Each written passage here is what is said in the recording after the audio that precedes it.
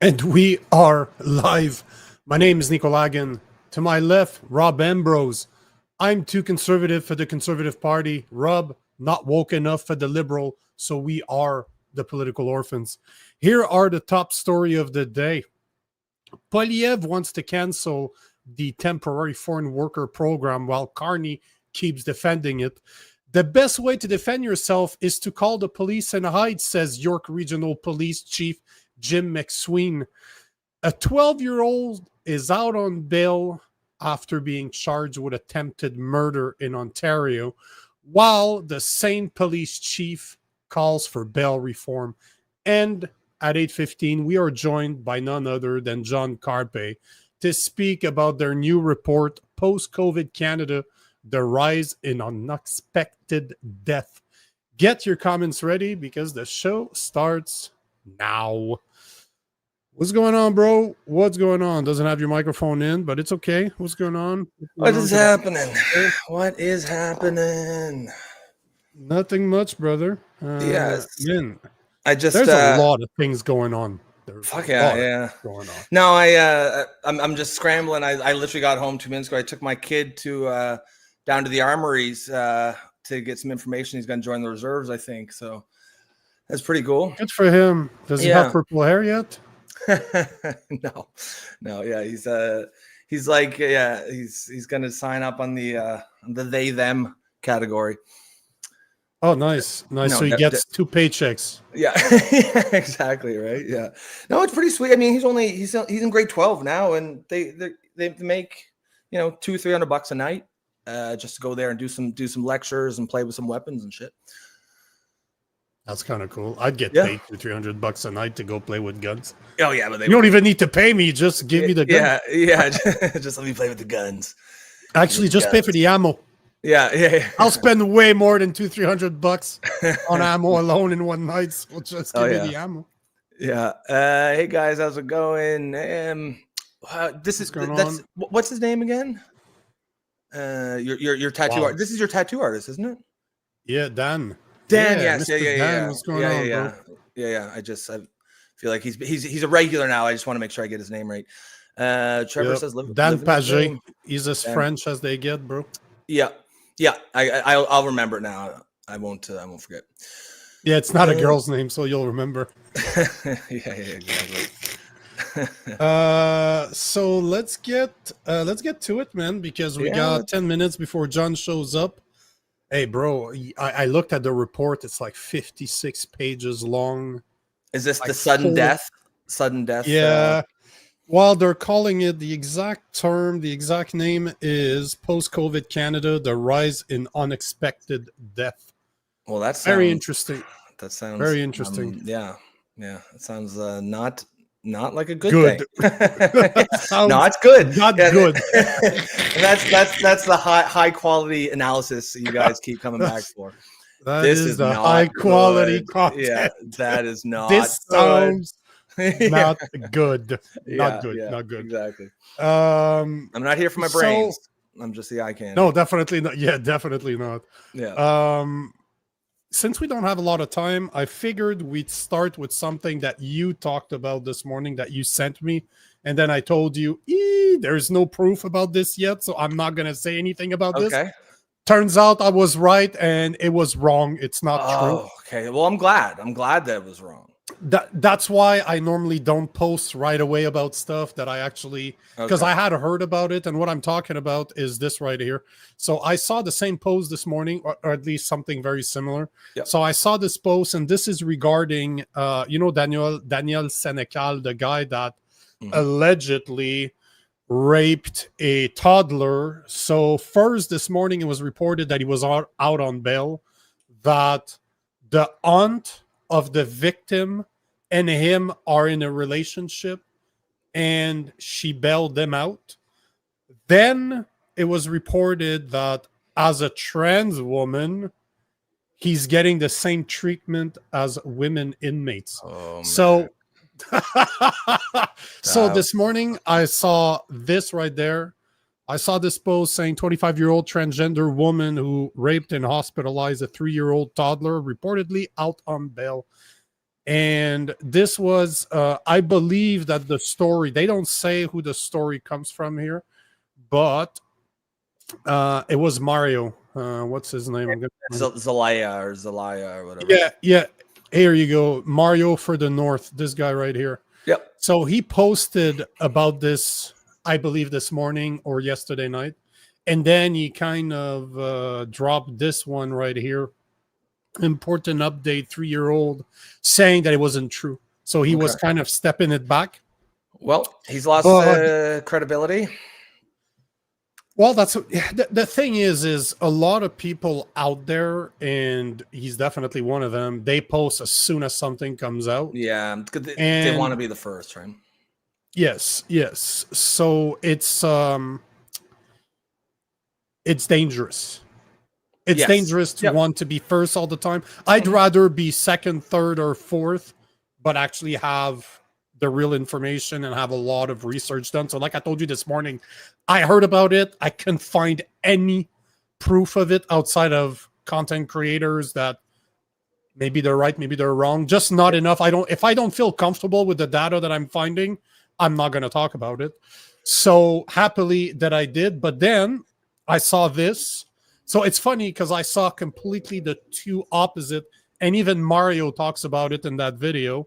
Okay. But here is the second thing that I found is Ron Schnitzer. I'm always destroying his name. This is a guy I know, actually. I used to do Muay Thai with this guy years ago in Toronto when I was in Mississauga. He ran as an MP for the Conservative Party. I don't know if you remember him. Pierre Poilievre went to his riding and they had a big show together. Either way. Okay. He said that he's received some information saying that he's actually getting more than what would be normally allowed, as in the way he's being treated. Only female staff are allowed to strip search him. There's a belief that management. Yeah, there's a belief that management is reluctant to push back because of the political sensitivity around trans inmates. So supposedly that he is in a separate segregation cell and is given the same items that female inmate receives. That dude should be in general population with the baddest motherfuckers in prison and let them go at it. The only thing he should be getting that females get is penetrated. That's it. That is the only thing. That's it. Welcome to the Political Orphans. Yeah. I mean, bro, like, so again, I guess grain of salt. You know, is this confirmed what this guy's saying? Let's just, for sake of argument, say that it is. So if you gave me a choice, I don't know Mario personally. But I do know Ron personally. He doesn't talk to me anymore because I did criticize Poilievre a lot. So I don't think he likes me much anymore. Yeah. But he's ex-police. He's normally extremely researched. He has a show on Juno where he talks about crime. So he's very, very connected. And I guarantee you that he knows some of the people that are involved in the investigation. He knows who to talk to. So if I had to pick and choose between Mario and him, I will believe him 100% of the time. And that has a ring of truth to it. That sounds probably like kind of what you would expect. But let's for our sake of argument assume that that's correct. That to me sounds like they're gearing up towards, you know, putting him in with women's prisons, and that is gonna cause a fucking shit show. People are. They don't have a choice. He's native on top of being a trans woman. So he's got like two of the top 100%. He's sitting very high in that hierarchy of oppression that the left loves so much. You should use the totem on this one. It would be very the totem. Yes, the totem of wokeness. Right. He is. Oh yeah. He's the top head of the totem of wokeness. Yeah. Oh yes. But it's interesting how it's the two complete opposite. Like as I'm scrolling this morning, I get the two. I'm like, eee. And you know, Wise Guy is absolutely right. He's not out on bail. Viva Frey phoned the police to find out. At this point, I would be very careful what is put out there, as there's a publication ban. So This is the thing, right? You need to be very careful about what you say. But I'm not too worried about the publication ban. They can suck my left nut. I really don't care. It's mostly about being credible, not being the first to jump just because you might have received some information. Like, make sure to confirm your information first. I mean, and I mean, I guess Mario here is the cautionary tale, right? Like, you know, I don't want to shit on him too much, but in my eyes, he's lost credibility here. You know, well, I guess good on him for correcting it, but still, you still doesn't mean I won't believe anything he says, but like, I won't necessarily give him the benefit of the doubt that I did 2 days ago. And see, I never do. I never do because he walks the party line. Right? Yeah, that's right. So I never do. But let me play the video, and you'll see. Like, he admits that he was wrong, but then starts talking shit against the police for being wrong as well, instead of taking it on the chin. Do you know what I mean? Like, if we've made mistakes here before, and I was the first one to show after to say, hey, guys, I was wrong. Here's what I found. There's more information. So it seems that I was wrong. I'll be the first one to admit that I'm wrong. But just check this video. Tell me what you think. I wasn't impressed, but I'm going to blow your mind. I have an up. Hold on. Are you guys hearing it? No, well, I did hear it, and then after, no, don't hear it. Oh, hold on. The damn thing keeps on, because Instagram automatically mutes the videos. It's super stupid. Hold on. 1 second. I'm going to blow your mind. I have an update on the 3-year-old who was sexually assaulted. Police put out some new information. I'm going to be completely transparent with people. I go by what my sources are telling me, and this source was honestly reliable. It's someone that went to high school with him. And she said she got word that the victim's aunt bailed him out again. So yes, that's why I used the word allegedly. And I also said that I couldn't verify this. I got conflicting information. I said, you know what, the safest thing to do is to take this down, which I did. And this is where it gets good. This is where the Niagara Regional Police put out a statement, says, we're aware of misinformation being shared online and urge the public to rely on verified sources. Finally said that the accused remains in custody. And here's the part that bothers me the most. They want us to rely on trusted sources and trusted information. Why is it that they get to say it's a stranger sexual assault? Yeah. He wasn't a stranger. So you see where he's going with this. Two negative don't make a right. In this case, like, he didn't apologize. He just said, I took it down. So he's not really sorry for making a mistake. No, and that's a pretty big mistake too. This to me is a bitch move, if you ask me. Just saying that, oh, you know what? We all make mistakes. I'll be the first one to admit. I've made multiple on this show, but I'll be the first one to admit that I made mistakes. That is so important, to be able to say I messed up. Because it's gonna happen. It's not if it happens, it's when it happens. With the type of work that you and I do, it's when it's gonna happen again. Because I will make this, no questions. Yeah. Exactly. Like Trevor Benson says, nothing wrong with making a mistake as long as you correct it. That's why we have erased on pencils. For sure. And I'm not, like I said, I'm not trying to shit on Mario, but I am talking as far as credibility goes. He's lost a little bit in my eyes. Now you can gain that back, but that's just how it works. Credibility is a currency, especially when you're in this line of work, right? And once you lose it, it's like trust. Once you lose it, it can be hard to get back. Not impossible, but harder. And you know, like you said, we make mistakes, but I think we've corrected our mistakes before anyone else did. I think there is a difference there. Mario was corrected, and then he was. I wasn't called on my mistakes. Yeah. Exactly. I did more research, and I'm like, I made a mistake. But the thing is, what I find interesting is my goal, or at least from my understanding, your goal's the same. But my goal is to get it right. You say that all the time, and I agree. I just want to get it right. If I make mistakes, I will admit to it. And this is my biggest gripe that I have with politicians. This is my biggest gripe that I have with mainstream media, is that they always believe that they are right, even if they're wrong. They always think that they're unbiased, although they're biased. They're so biased. So you see a guy like Mario that is supposed to be the counter mainstream media, which I would argue that he has become the mainstream media, because that guy probably has 500,000-600,000 followers. So he has a shit ton of influence.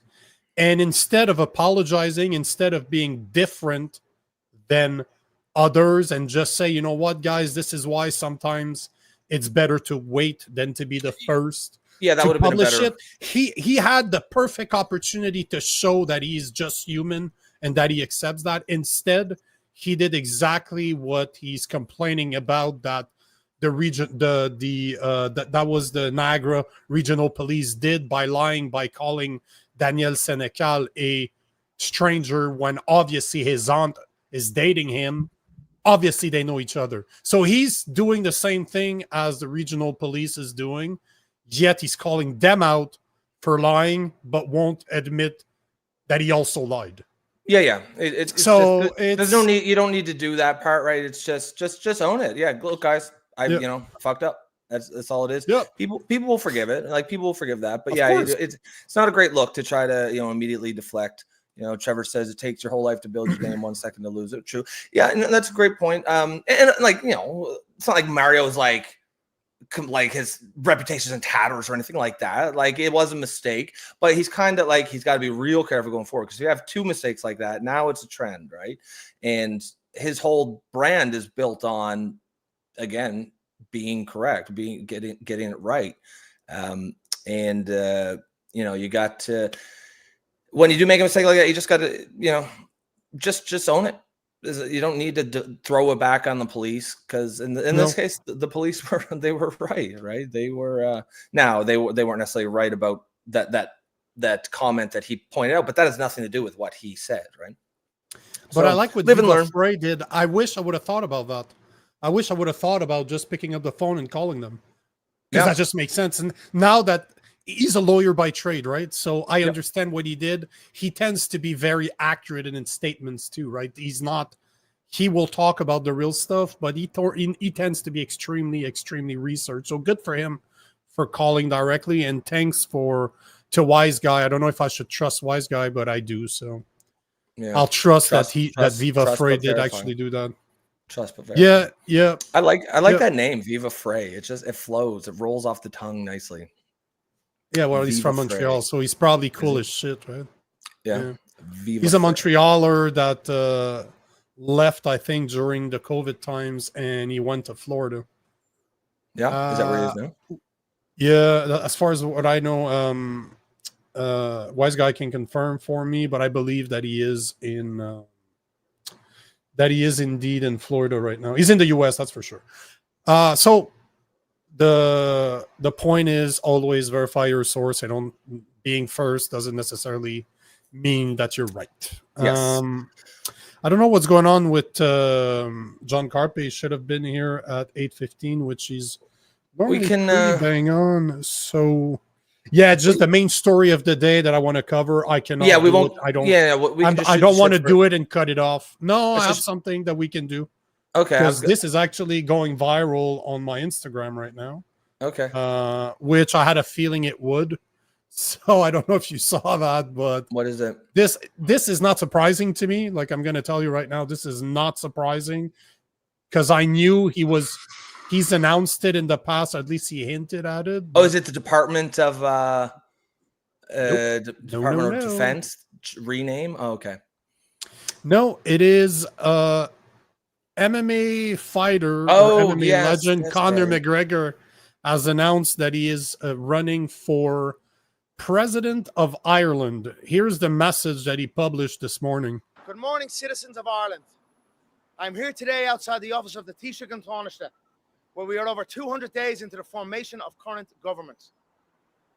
In these times, this government has cost us our peace of mind, our security, our hope for the future, and the general well-being of Irish citizens nationwide has decreased dramatically, whereby we have seen the homelessness of Irish children risen to levels unprecedented, proving this government's refusal to abide by and respect our proclamation, and where all children of Ireland are to be cherished.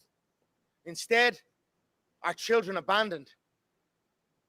This incompetent failure of future generations has been accompanied with an intense influx of mass migration into an already severed system.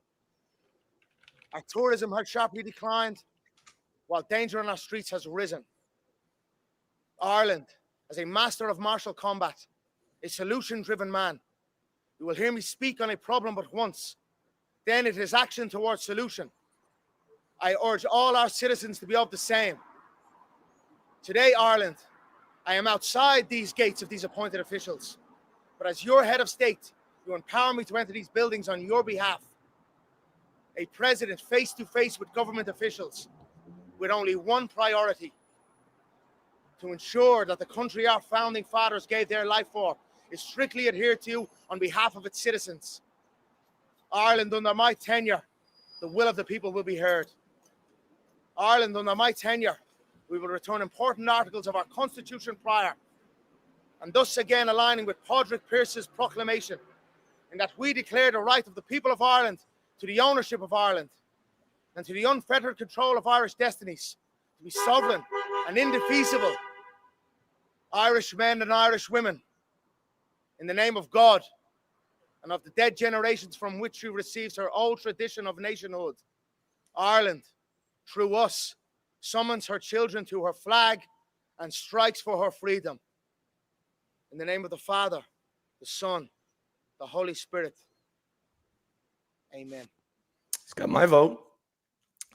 You know, as somebody that sold for years high-end services for somebody That was so that is one that was one single take, no hesitation.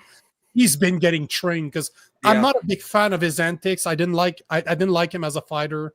I was never a fan of him. He's done some really shady stuff in the past, like getting brawls with older guys in bars.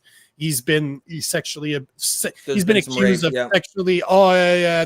He's cheated on his wife left, right, and center. But somebody's getting trained. That was greatly said. No hesitation. No. There was power. There was power to those words. And he went for the amen at the end. That's going to resonate in Ireland. Do you know his story though? Do you know his background story? Just like the broadest of pictures. I don't know. I mean, what, grew up like poor kid, kind of raised himself up from the gutter kind of thing. Dirt poor. He was fighting his wife that he's still with today. At least I don't know if they're married, but his girlfriend / fiance / wife, I think they're married now, but they've been together forever, and she supported him for years so that he could train every day. He didn't work. He was on social aid. She supported him so that he could develop himself. Now he's fucking worth $180 million. He is the highest paid MMA fighter of all time. He was the most loved MMA fighter by Ireland. Like Ireland, they don't like Conor McGregor. They fucking love Conor McGregor. So love this guy, hate this guy. For a guy like him to show up, speak the way that he just did, and you know that guy can kick your ass on top of it. So you know it adds a certain amount of respect when you walk into a room and people look at you and they're like, that dude's dangerous. Like that dude can fuck you up. He Logan says he said that shit with his full chest. He did, and I felt it in my chest. And I'm not even Irish. I mean, I'm not any type of Irish, but I guarantee you the Irish felt something in their chest when they heard that. I think he has tapped into exactly what the Irish are feeling right now. And I think, I'm looking at the poly market, which is essentially like political betting right now. They only have him at 6%, which means if you put $100 down on a bet, you'll win $2,000. And this is not financial advice, but I think that's a really, really, really good bet right now. He's tapping into something that a lot of not just Irish people, but people all over the West are feeling. But it's a silent rage because we cannot speak about it. Because look at Graham Lyman, right? Like everything is connected. This is all connected to this rot in Western society. And remember, we often talk about, like, where's the politician who we say, Daniel Smith probably comes closest. We're speaking yesterday. Yeah, who just says what they mean and actually just does what they think is right for their constituents. And that's exactly what I saw there. There's no corruption. I mean, he's not the perfect messenger. I don't think he's probably not a great guy in a lot of ways, but I think he is the right person for this moment, for that role. He is going to, I think he's going to be a player in that election, and that is going to scare the hell out of the elites and the establishment all over the West if he even comes close to winning. And just, we all, how we always say, the left just calls everyone racist. It's going to ramp up to 1 billion if he gets anywhere near in the polls. The thing with McGregor is that I've seen such a massive evolution, because I've been following MMA forever, like since the beginning of the 90s when there was no rules. Yep. And he's always been a good speaker, as he knew how to piss people off. He knew how to market himself in order to sell fights. That's why he's worth $180 million, not because he was the best fighter on the planet, because he knew how to play the game. Now he has been working on his speech, because you could tell. I read off teleprompters often when I record certain type of content. His eyes, you could see that were moving a bit. He was a bit too close to the camera, so you could still see them a tiny bit moving. But the fact that he did it in one take, because I edit content every day, right? There was no cut. There was nothing. No. Did not have any filler words. There was any hesitation in his speech. Instead, did you hear there was somebody hit the horn? He stopped talking. He took a pause. He got stronger. He got stronger as he went on. But he recognized in the moment that there was a sound. He stopped talking. Yep. Took a break. He's been getting trained, so that guy's gonna make some damage, because this is just his first announcement video. Yep. Wait until he's in a t-shirt and he loses his shit. Wait till he flips out and just says it the way that it is, because this man has passion. This man has something, but let's see what happens, because he's done some messed up things in his past. So who knows if he's going to be liked or not.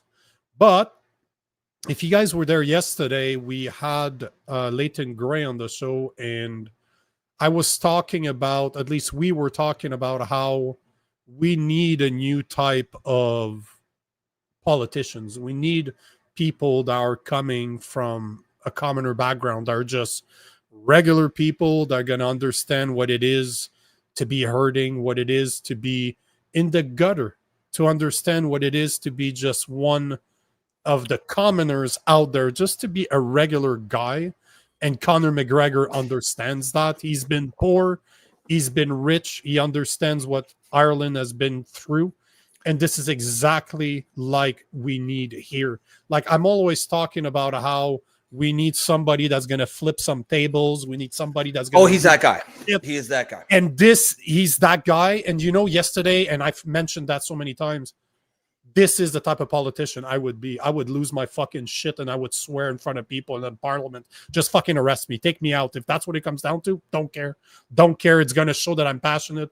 He's that type of guy. And this, to me, is exactly what Ireland needs. A guy that was poor, that made it, that is not scared to say needs. That is exactly my point. This is the type of conservative leader that we need. We need somebody like him to be ready to lose his shit and just say, you know what? Fuck this shit.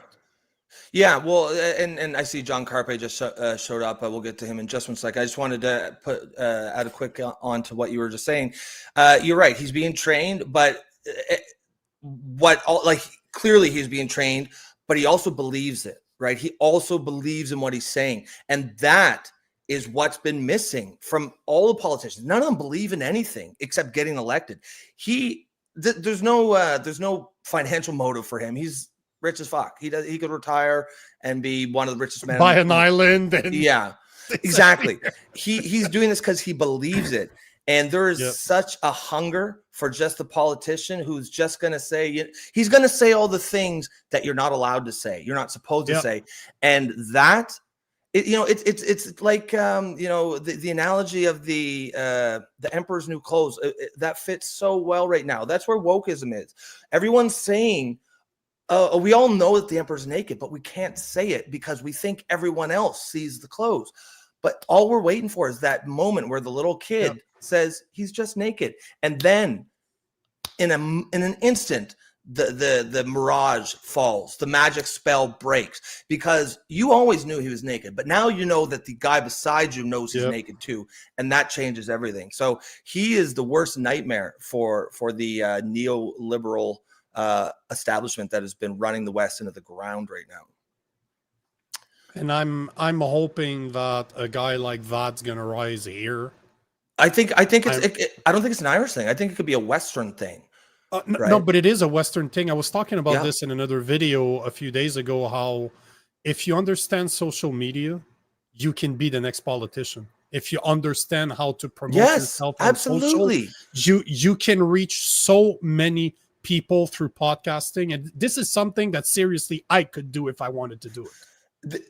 Like the conventional wisdom right now is if you say the things as a politician that Conor McGregor is going to say, that it will destroy your career. But if he destroys the conventional wisdom, if he actually thrives, then you're going to see copycats all over the West. 100%. And he knows Donald Trump. He's been to the White House. So this is the type of stuff. He'll get endorsed. He'll get endorsed. Oh, of course he will. Now, since John is here, John Carpay is the president of the Justice Center for Constitutional Freedoms. He is here to talk about his new report, Post-COVID Canada, the rise in unexpected death.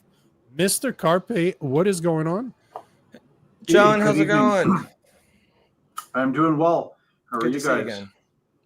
Who were you just talking about the last 2 or 3 minutes? Because I caught what you were saying. I didn't know who you were talking about. Conor McGregor, the MMA fighter, just announced this morning that he was going to run for the president of Ireland. And he's basically running on let's bring Christian values back. He literally finished his announcement by praising God. And he's basically saying that they need to go back to a country before the mass invasion of Muslims. That's basically what his speech was about. It's ballsy as hell. I've been following McGregor. I'm a fight fan. I used to fight, right? And I've been following him for years. He's been getting trained. This speech, he went for 2.5 minutes. No hesitation. One take. There was no cut in the clip. He took the right breaks. He put emphasis on the right words. He showed up in a suit with his little Ireland flag, like he's playing the game. But that guy's gonna fuck shit up and flip some tables. Like if you know Conor McGregor, that guy's not scared about your opinion. Plus, it's a guy that grew up dirt poor. His current right now, it's his wife or his fiance, but they've been together forever. She supported him while he was training for fights. Because if you want to make it in MMA, you need to train twice a day, 5-7 times a week. That's all you can do is train. She supported him until he made it, and he's now worth $180 million. So money is not a problem for Mr. McGregor. No, and Ireland really is ground zero for this sort of globalist WEF experiment that they're doing, with immigration. And I know there's a lot of Irish people they're really, really, really, really, really upset, but they don't have a voice. No one's speaking for them. And I think Conor McGregor is going to be that voice. The speech he gave there, you felt it. You felt something, and that's pretty rare these days to feel something from a politician. And it was nothing like this speech. I'm telling you, that was his first one. It was calculated. If you followed him as a fighter, he is so good at pushing people and at saying the things that's gonna make people react. That's how he made all this money. He's just very good at pushing people's buttons. So wait until he takes the suit off and starts really. But either way, John, it's great to see a guy like McGregor, love him or hate him. That's what the West needs. We need guys like him to start showing up and talking the truth like he did. Talking about talking, about talking about the truth. I just pulled a Rob there, talking about the truth. Your new report, post-COVID Canada, the rise in unexpected death. What is that? Give us the rundown. Well, I give you sort of a 1 minute, some of the key points. This is all based on Statistics Canada data, okay? Okay. So anybody who disagrees with the report, they would have to roll up their sleeves and spend a lot of time going through Statistics Canada data. If they wanted to produce a contrary report to say that we're wrong, I would say go ahead and just try, but you're going to have to spend a lot of time on it. So this is all based on Statistics Canada data. Many hours have been put into this report by our researchers at the Justice Center. So a few points, okay? The number of Canadians who died rose to an all-time high in 2022. After the vaccine mandates, the deaths went up to their highest levels ever, which was 337,000 deaths in 2022. In particular, the death rate amongst Canadians under the age of 45 went up by 36%. So more than a 1/3 increase in the death rate amongst younger Canadians after lockdowns and vaccine mandates. And those were not COVID deaths, because all of these deaths in the under 45 are 99% of them are not COVID, okay? The most interesting point personally that I found was after the vaccine mandates, after 80% of Canadians or more, depending on who you believe, but after so many Canadians got vaccinated, COVID death rates went up. So in 2022, there was more people that died of COVID in 2022 after vaccine mandates than the number of people dying of COVID in 2020 in the first year. We see drug overdose deaths after lockdowns are imposed. Drug overdose deaths increase by 55%. Okay, so we go from 4,500 deaths per year to about 7,000 deaths per year, and it stays that way. It stays high. So this is after lockdowns. Alcohol-induced deaths go up by 20% after lockdowns. Deaths among children ages 1 to 14 go up. 15% increase in the death rate among children after lockdowns of vaccine passports. These are not COVID deaths. Children are as threatened by COVID as they are threatened by lightning strikes. Okay, children are not dying of COVID. So the children's death rate goes up 15%. So those are, and the government wants us to, just believe the narrative, COVID was really bad, but thank God for lockdowns. Lockdowns saved lives. COVID went away, and now we're all back to normal. That narrative is not supported by Statistics Canada. The Statistics Canada tell us, their data tell us that we've got what seems to be permanently higher death rates. And the death rates really went up, not in 2020 when COVID came, it's in 2022 after vaccine mandates. That's when the deaths really went up. So that concludes that's kind of my 1 minute or 2 minute summary of the highlights of the report. Wow. And I hope it's going to generate some good discussions amongst people who are open-minded, that want to have an honest dialogue. These are Statistics Canada data. You can't say you got them off of, take off your tinfoil hat. These are the numbers from some conspiracy website. This is the government's own numbers. Are you going to present this data at the National Citizen Inquiry? Are you involved in NCI at all? I spoke twice at the National Citizens Inquiry in once was in Red Deer. I think it could have been around 2022, 23, talking about the lockdown harms. And then a second time was more recently in Edmonton about the ideological attacks, protecting our children from transgender ideology. Because that's definitely that would be right down their wheelhouse, right? That's exactly what the NCI for those of us who aren't sure. For the people that don't know, the NCI is an organization, a foundation that was created as it during the COVID debacle, however you want to call it, whatever happened during the 2000, the 2020 and above. And it was literally, they started going cross country, interviewing regular people, doctors, nurses, professors, teachers that were losing their jobs, that were talking about what was really going on in the hospital, contrary to what the mainstream media was telling you. So it just started as exactly how it sounds, inquiry into what's going on. They published a report that's literally 300-400 pages. They sent it to basically every person in the government. Nobody ever acknowledged it. Nobody ever inquired into what they did more. But they have some. I've been at their last event. I covered it, and they have some of the biggest names in Canada, if not the planet, when it comes to microbiologists. You're going to have virologists. You're going to have doctors that treated it from the get-go. Like, they have who's who, but what they all have in common, they were all chastated for their belief, for what they said out loud. They were all destroyed. A lot of them lost their careers. So it's really just citizens questioning what the government did, basically. Okay.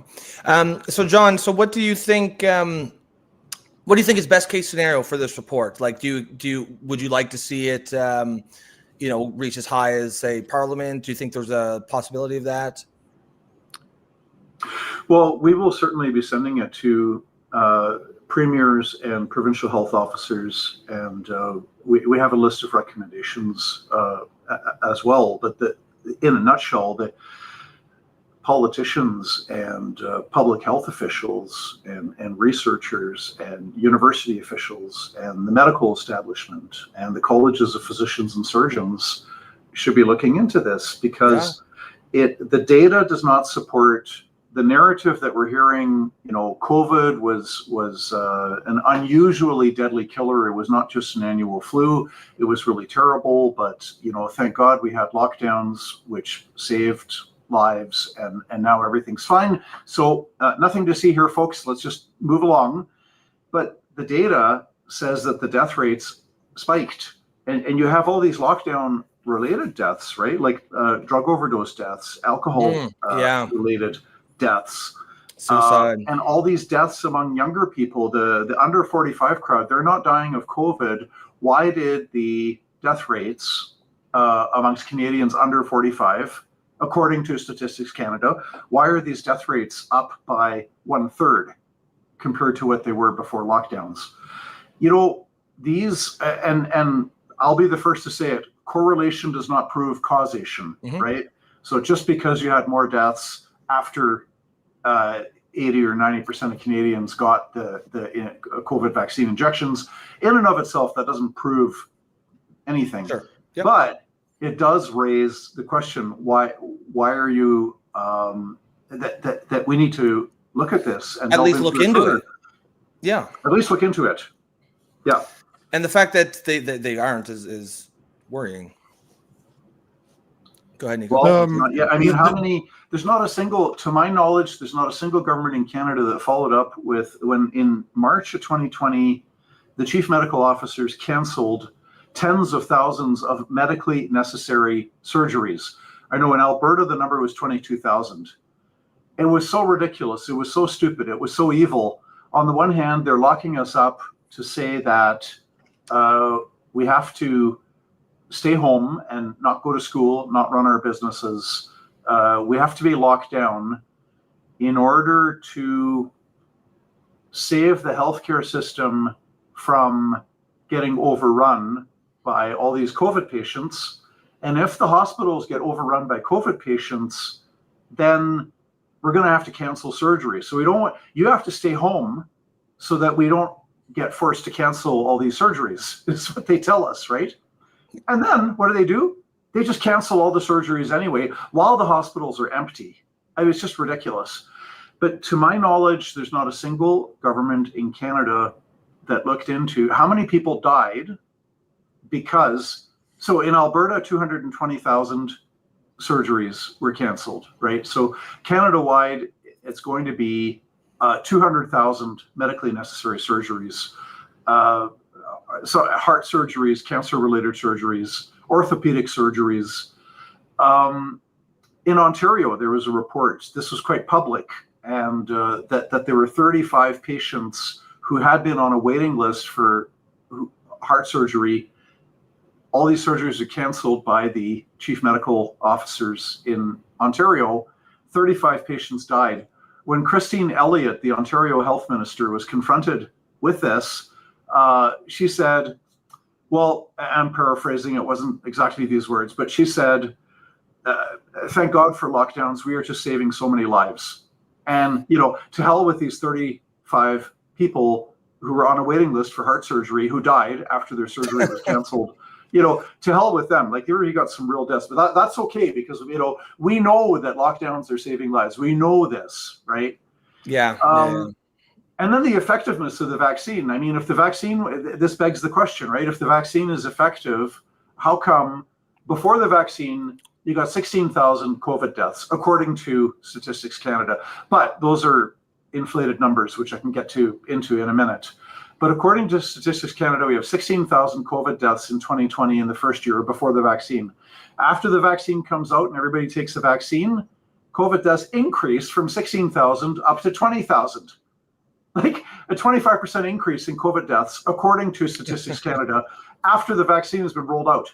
So if the vaccine is effective, how do you define effectiveness? If the vaccine is effective, after the whole country has been vaccinated, you get a 25% increase in COVID deaths. That's wild. There's these questions that need to be answered.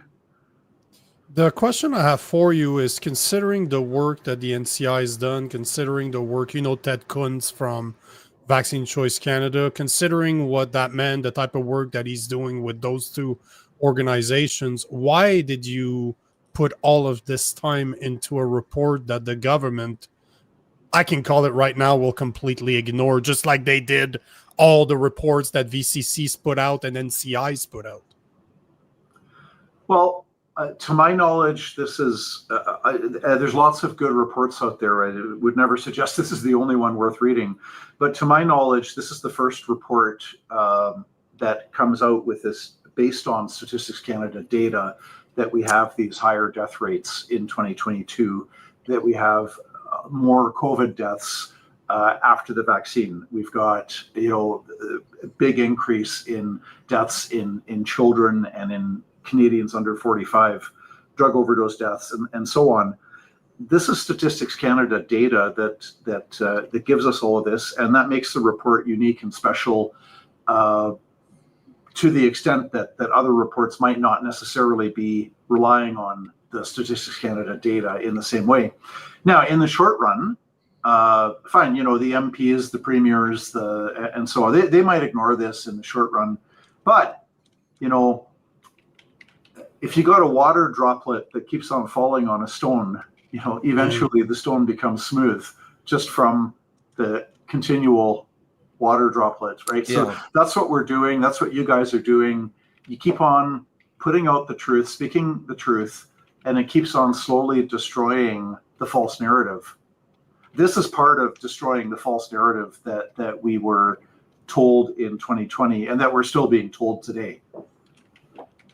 So what are the numbers you wanted to share that you said were the 16,000 to 20,000 that was exaggerated? Are you referring to the fact that coroners throughout the country, and I know this to be fact because I've seen the report sent to me directly from one of them, that was told by their provincial government to count any death that was possibly, if somebody went through their windshield in a car accident but he had COVID, put COVID as the death on the birth certificate. I've seen those emails. Yeah. True. Yeah. Yeah. I've seen those emails myself. I've seen them. I know that they're true. I know.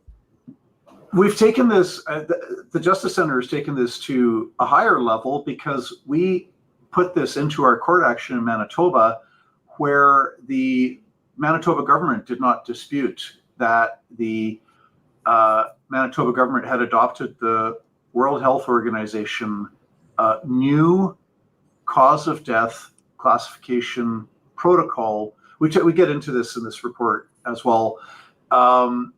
this is something you can find on the World Health Organization website. The new protocol, April 2020, said you count it as a COVID death if it is assumed to be a COVID death, if COVID might be a contributing factor, if there are symptoms that are similar to COVID, and unless you can have a clear, definitive non-COVID cause to rule out the COVID death. So it's extremely broad new protocol.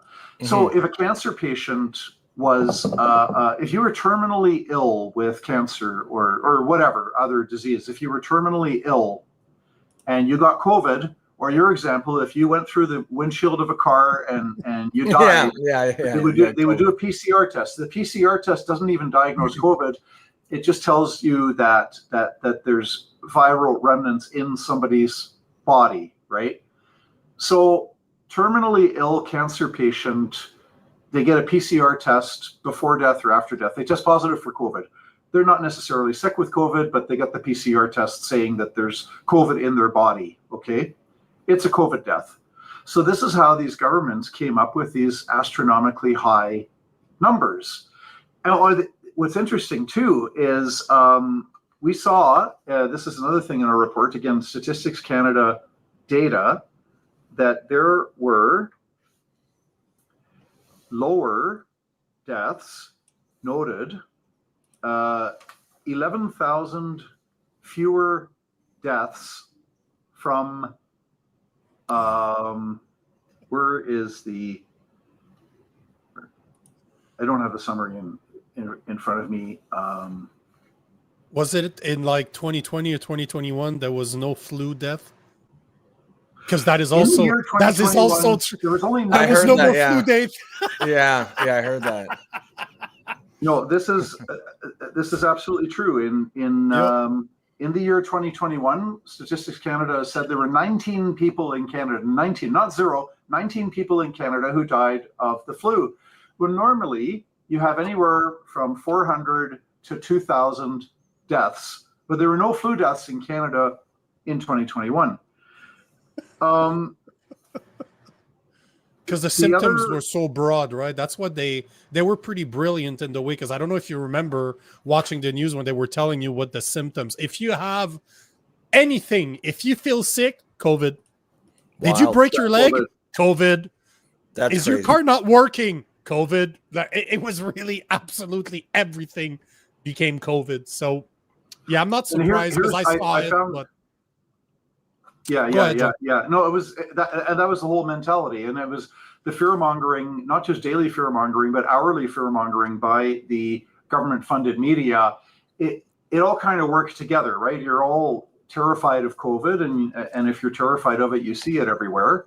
So what we found as well in our analysis of Statistics Canada is that they attributed there were 11,000 fewer deaths from pulmonary, respiratory, vascular, dementia, and nervous system diseases. So you got all the specific diseases penciled out.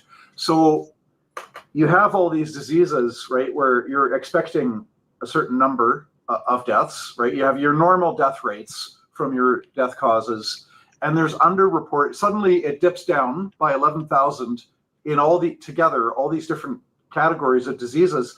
The death numbers go down in 2020, 2021. And, supposedly we've got these 27,000 deaths from COVID in 2020 and 2021. But that is based on the World Health Organization new protocol. Wow. So, John, are you saying it's not necessarily the jab itself that is causing these increased deaths? It's the lockdowns. It's the canceling of surgeries. It's the mental health aspects of the isolation, which can increase, addiction, suicide, all those things. That's kind of what we're talking about here. Yeah. What we see from these very sad statistics is they get bad and they stay bad. Okay. So drug overdose deaths, they don't just go up in 2020, during lockdowns, 2021, and then go back down to what they were before. They stay high. Alcohol-induced deaths, right, up by 20% after lockdowns are brought in. They stay high. Canadians under the age of 45, a 1/3 jump in the death rate. It stays high. What are the other examples? The child deaths, the 15% increase in the child death rate stays high. 2023, right? It doesn't go back down to 2019 numbers. So that's across the board. Wait times for receiving an MRI scan up 55%. You have to wait 55% longer.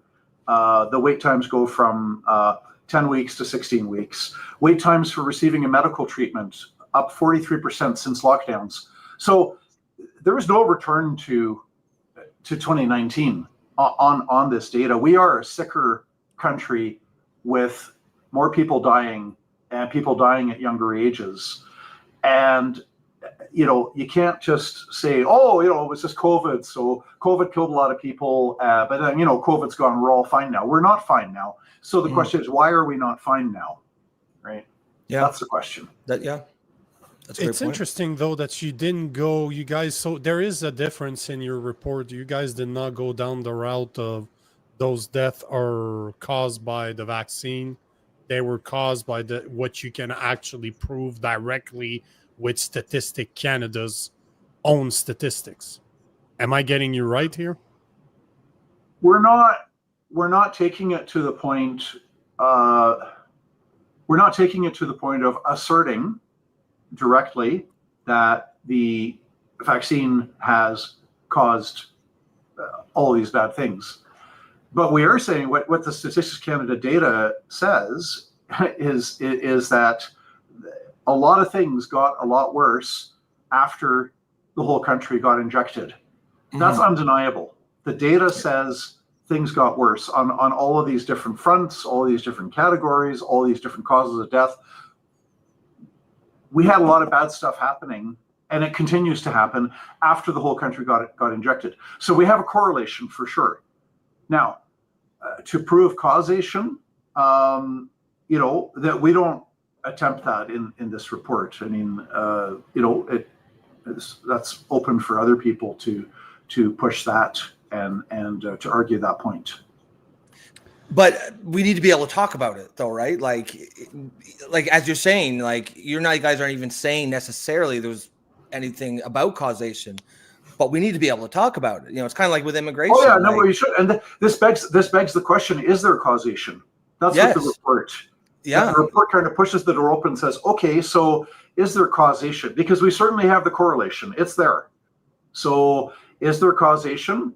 Well, and that's well, let's find out, right? Like we don't even need to make a guess beforehand. That's the whole point of doing research, is you just find out what the answer is, and then you just get it right. That's what we say on the show all the time. Let's just get it right. And I guess if other people are working on this, then I suppose one way would be to, if you've got a good, reliable control group where you can look at Canadians who did not get injected and Canadians who did get injected, and then you would have to equalize out for demographics so that the two groups are equal in their age and ethnic composition, right? Because sometimes there's differences between ethnic groups in terms of who's, life expectancy and greater or lesser susceptibility to different diseases. But you would need a control group with the injected and the non-injected, and really study that. And again, you would have to. It would be a very difficult and costly, time-consuming experiment to conduct to get equal control groups that are equal in terms of men and women, and equal in their ages, equal in their ethnicities, equal in their socioeconomic background, because that's a contributing factor to health, et cetera, et cetera. Equal in lifestyle, equal in alcohol consumption. What percentage of them are smokers, right? But that's really what would point pretty conclusively to if you had non-injected people who never took the COVID vaccine, who were all other factors considered, were doing better, living longer, experiencing less disease, that would be very compelling evidence. Mm-hmm. And right there, I found that in your report, which I always saw reports that it was between 80 to 91% of Canadians had been vaccinated, or at least one shot. And that's probably bang on if you remove that 39% of 0 to 5, right? Like 5 to 11 years old, you're probably looking at around 90% of Canadians. At least 90% of adults Canadian got vaccinated, at least. That's insane. Because those are the numbers. They're hard to find, right? They don't publish those numbers, but those are the numbers that studies like yours or report like yours always keep on showing. But this is, I like the way you guys did the report. I understand why you guys did the report, and I'm happy you guys did it.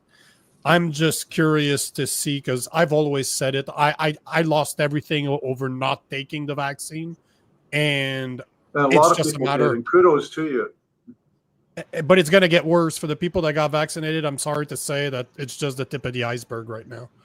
Like, if you look at the studies, the next 3, 4 to 5 years is going to be very interesting. Like somebody mentioned in the comments, I believe that you'd have more athletes, like high-level athletes, like the top of the top athletes, drop dead during a competition in the past 3-4 years than you have in the past 100 years. Yeah. So it's insane. And high-level athletes like that level of athletes today are so watched. They get scanned upon scan. They get their heart rate, but like they're always studied, because that's how they get better, right? They have teams of doctors following them, giving them all the protocols possible for them to be 0.1% better than they were the day before. And to have all those athletes die sudden death, it's all a big coincidence, right? All a big coincidence. It's sarcastic, John. I was almost doing I know. Well, SADS, right? You have the SIDS, the sudden infant death syndrome, where a baby just dies for no reason, and then you have SADS, the sudden sudden athlete death syndrome, or sudden athlete death syndrome, or sudden adult death syndrome. Yeah. Well, we have to keep on.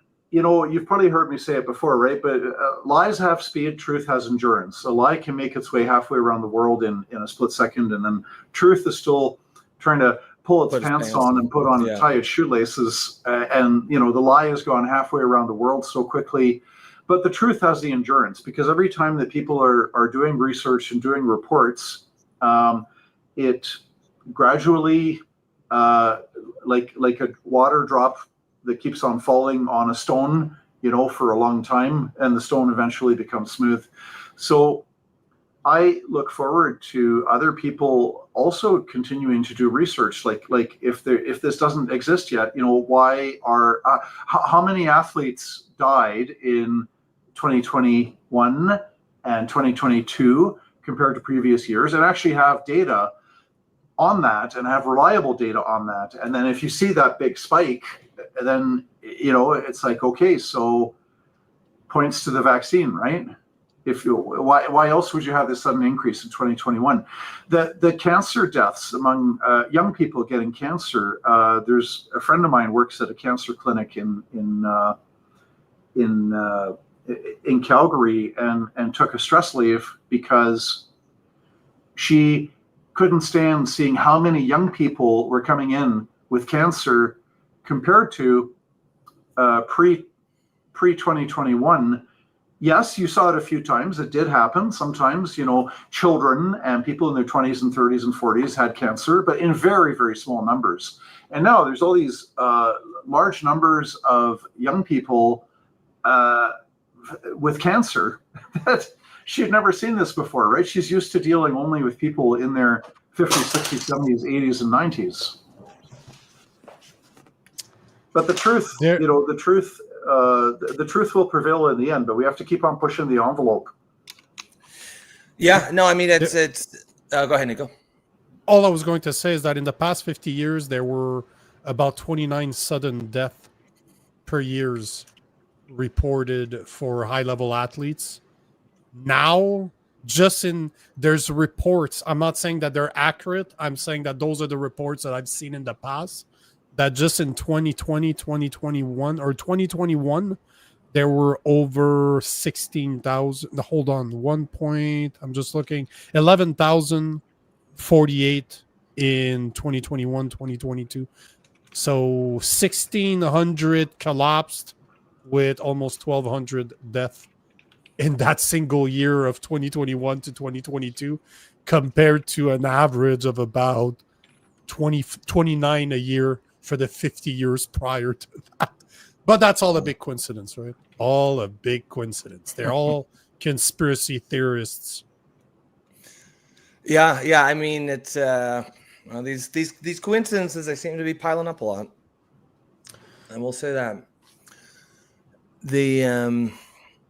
Here's Wise Guy says something, and I hear this a lot. In your research, Sean, I guess you're trying to get away from causation, but like I said, the white fibrous clots are the hallmark of the shot. All the cancers and heart problems are from those fibrous clots of the spike protein. I have heard that a lot. A lot of doctors, or even what are they called? People who do autopsy, morticians or whatever, are saying that they're seeing a lot of clots that they've never seen before.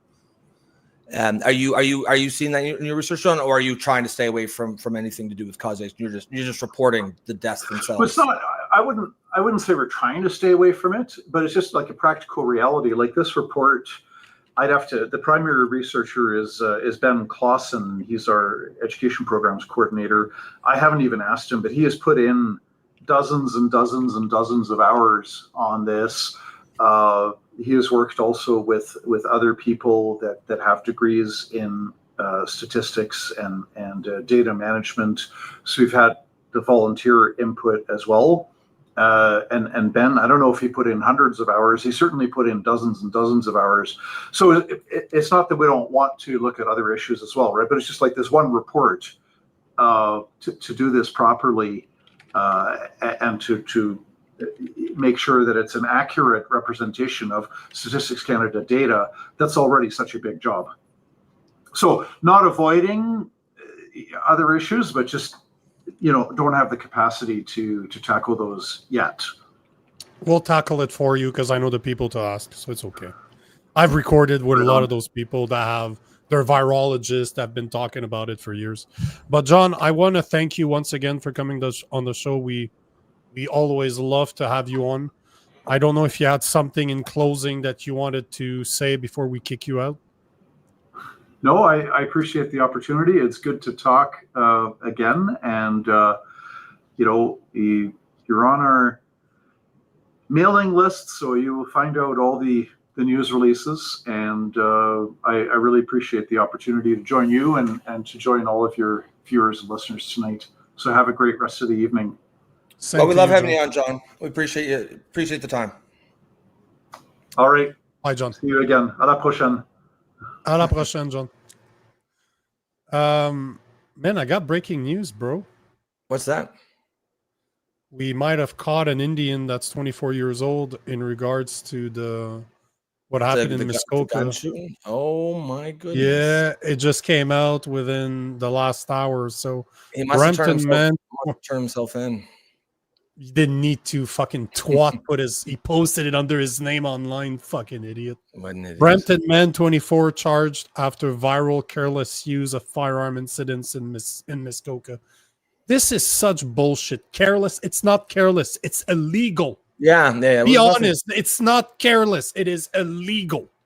Yeah. That wasn't them. It wasn't an accident. They just went out and shot guns. So it'll be interesting to see. If they get all the other ones there, because it's more than one. They probably all live together.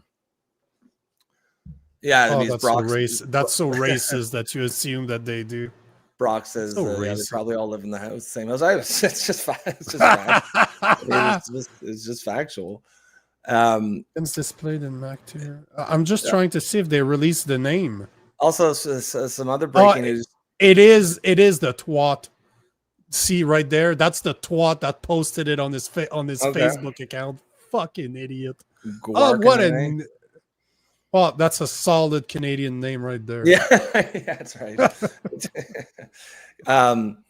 Did you see Donald Trump's renaming the Department of Defense to the Department of War? Or I guess moving it back to its original name. It was that until 1945. That's that is some 1984 shit right there, bro. Oh Jesus. Well, actually, if you think about it, calling it the Department of Defense, opposite of 1984. The Department of Peace. Defense. Yeah, exactly, right. Calling it the Department of Defense was a pretty Orwellian type of bit of newspeak. Yeah, good point. Yeah, that's funny. Calling it back to the Department of War is actually just using accurate language. No one thinks the U.S. Department of Defense was doing any defense over the last 70 years. No, definitely not. No. But the Department of Peace would have been Orwellian. That would have been funny, yeah. But of course, the libs will freak the fuck out. Oh my God, it's a fascism. Actually, calling it the Department of Defense was the more fascist move. That was the new speak. See, I agree with what Trevor's saying. Trump is trying to make the U.S. look strong again after what Biden did. I agree. Completely calling it the Department of War. I mean, I would love to have a business card that says that I'm the director of the Department of War. Department of War, Minister of War. And I'm just like, I'm just in the background fucking flexing. Yeah, I'm shirtless in the picture. Like, so Hegseth has now been upgraded to the coolest title. Oh shit, that's true. Secretary of War. Jesus. Yeah, that's pretty badass, eh? My business card would already been made. My signature on my Outlook is changed. Secretary I got T-shirts made. Yeah, I mean it's the accurate name. That's what it is for. I mean, honestly, I think I think what Trevor's saying about right. It is about optics, but optics do matter, especially on the geopolitical stage. He's signaling that we're done with the bullshit. And it's when we say like woke mind virus, like it's so many things interconnected. It's being upset about renaming it the Department of War is connected to that police chief who was talking about if someone if someone breaks into your home, the best defense is to comply. Like it's just this. So you're gonna ruin my one, eh? Thanks again. Well, as a segue, I'm giving you as a segue. It's just cool story, bro. This pussification of society, this just weakness, just in overall weakness in society that has just been infesting Western society for a really long time.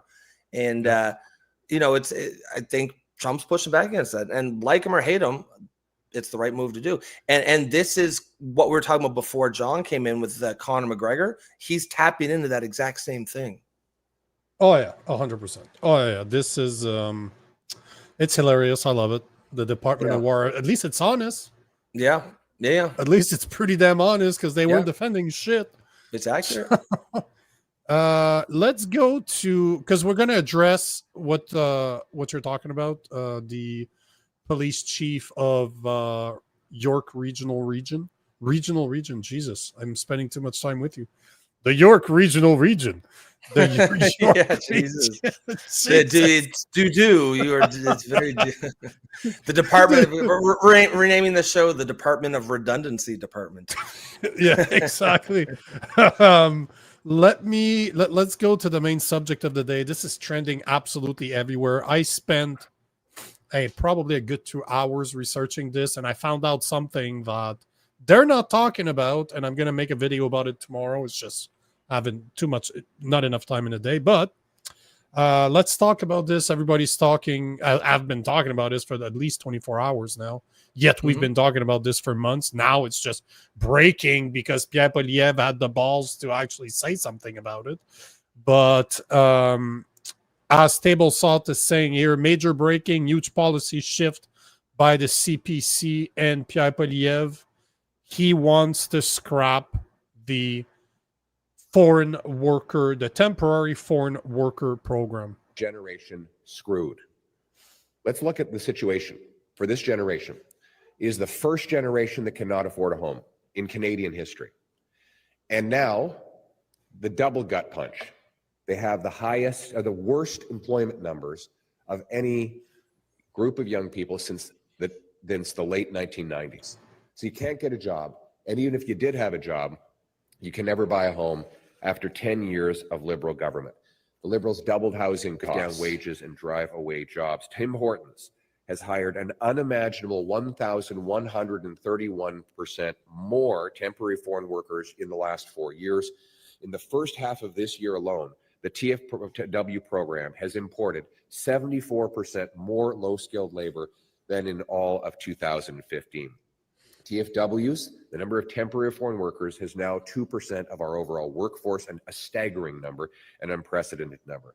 Now, the Liberals promised they would cap the temporary foreign worker program at 82,000, but in the first 6 months, they've already handed out 105,000 permits. To put this into perspective, if they do the same number of permits for temporary foreign workers in the next 6 months that they did in the last, they will break the record again with over 200,000 temporary foreign workers coming in to take jobs when our own young people are facing record unemployment. The Liberals have to answer, why is it that they're shutting our own youth out of jobs and replacing them with low-wage temporary foreign workers from poor countries who are ultimately being exploited?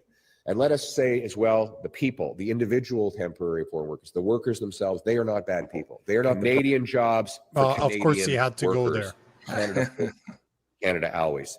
That's why Conservatives are calling on the Carney government to permanently scrap the temporary foreign worker program and to stop issuing visas for any new temporary foreign workers coming into the country. Under this proposal, existing permits would be wound down until the program is entirely eliminated.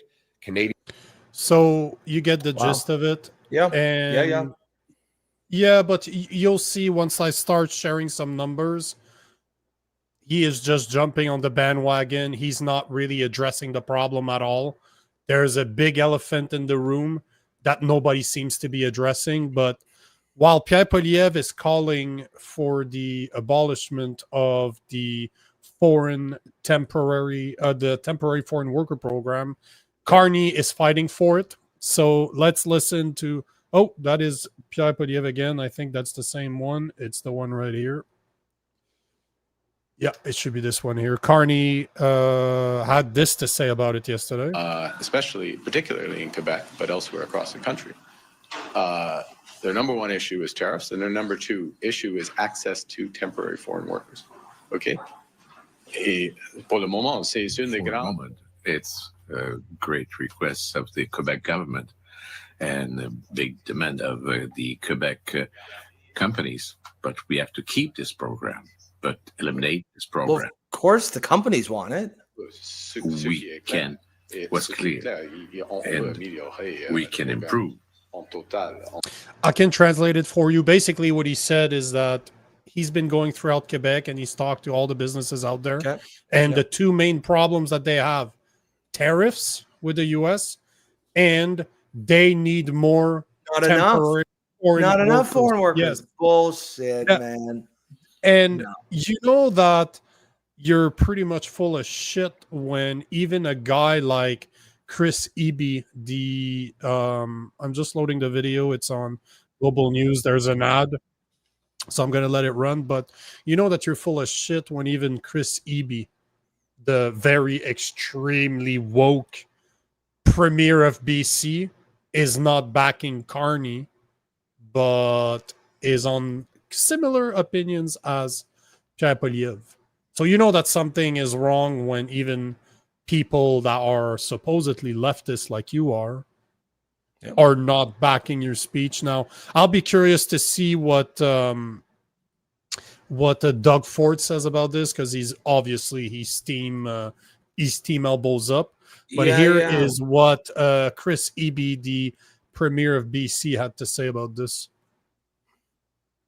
It is EB's Premier against it? Eby's harshest criticism over the federal That's not government's Eby. It's a foreign reporter. workers Okay. program. The reporter, He right? says it needs to be That's Eby. entirely scrapped or overhauled, largely because of the impacts we are So if you hear, the federal government's foreign workers program. He says it needs Yeah, to be okay. entirely scrapped or overhauled, largely because of the impacts we are seeing for young people here in British Columbia. There has been a surge in unemployment for young people and a feeling of desperation for many who can't find space in the workplace. And Eby says it's because the federal government has not properly controlled two programs. First, the foreign workers program. Secondly, visas for students coming here. He acknowledges the federal government has attempted to make some changes, but they are far from enough. And he says he'll be speaking to Prime Minister Mark Carney as soon as possible and is calling on other provinces to join with him to provide a unified front about making changes to this longstanding program. so he addressed the secondary problem, the international students that have work permits. But if you guys give me a few minutes, I've ran all the numbers. I literally spent 2 or 3 hours researching this morning. And right now in Canada, we have about 3 million non-permanent resident, including temporary foreign workers, international students, and asylum seeker. Roughly half of them, 1.5 million, have some type of temporary foreign worker visa, or they're student with a work visa. Last year, Canada issued 790,000 temporary worker permits, 627,000 under the International Mobility Program, or IMP, and 160 under the Temporary Foreign Worker Program, which they're all talking about. But they're not talking. Notice they haven't mentioned the International Mobility Program. You won't hear it anywhere. But here is why it's important. The temporary foreign worker, remember when we talked about the labor market assessment, the labor market impact assessment? So for an employer to need to have, to be able to get a temporary foreign worker through the program, they need to put an LMIA together, and it needs to be successful, as in it needs to show that no Canadians where they need the job or they need a worker can do the job. The problem, the big difference with the International Mobility Program is that it bypasses the LMIA. It is not needed. The bigger issue is that, unfortunately, our government issues 3 times more visas through the International Mobility Program that it does the foreign worker program. So 3 times more per year. And since 2019, the IMP permits have doubled since 2019. And then you start looking, we talked about this before, you start looking at the youth employment rates that are 14.6% right now. That is twice the national average. And if you look at the 15 to 16 category, the unemployment rate right now is a staggering 31.4%. Do you think that it's a coincidence that since 2019, the unemployment rate has increased by 35%? They have doubled the IMP permits that they gave, and the unemployment rates has increased by 35%. And when you start looking at the numbers, it only makes sense because remember, we talked about this before, but most of those jobs, you're looking at 15%, 10 to 15% of the jobs that foreigners are used for to get into the country as temporary workers are for high-skilled professionals.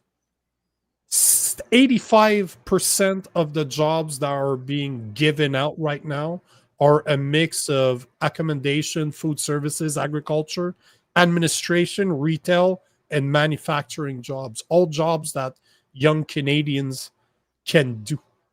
So you're looking, so it's great that those guys are talking about this, that they're starting to talk against the foreign workers, but they do not address the fact that 3 times more IMP permits are given per year. If you look at just I did the calculation right here. So if you look, the latest numbers I could find, all the numbers was for 2023. In 2023, they gave 765,000 international mobility program permits, 682,000 work permits for international students, and 184,000 temporary foreign worker program permits.